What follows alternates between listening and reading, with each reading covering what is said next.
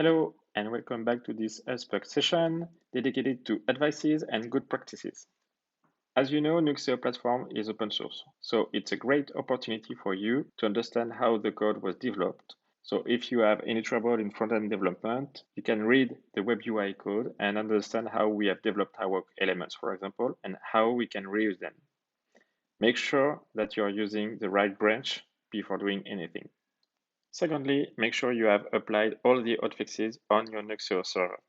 We are releasing hotfixes on a regular basis, and you should avoid spending time on fixing an error that was already corrected in a hotfix.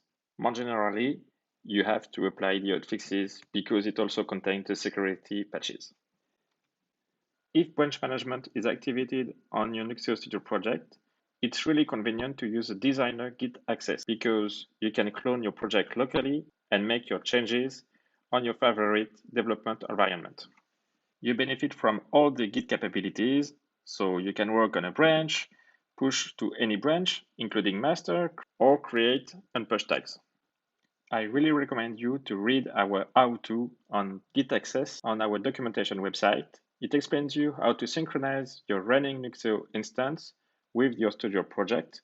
It's really convenient when you're working on the UI part because it allows you to see your changes just by refreshing the web page. And then when you're done, you can push your changes directly to Nuxeo Studio. Make sure you're using the suitable naming conventions for all your Nuxeo Studio items to make sure that's easy to maintain and to ease the support. To help you, there is a specific Nuxeo documentation webpage. If you feel like you're using tons of automation scripting to implement a custom logic, maybe you should think about building your custom plugins for better reliability, performance, and scalability.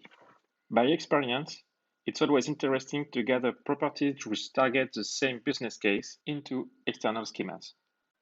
It makes them reusable across different document types, and you avoid linking directly properties to your document type.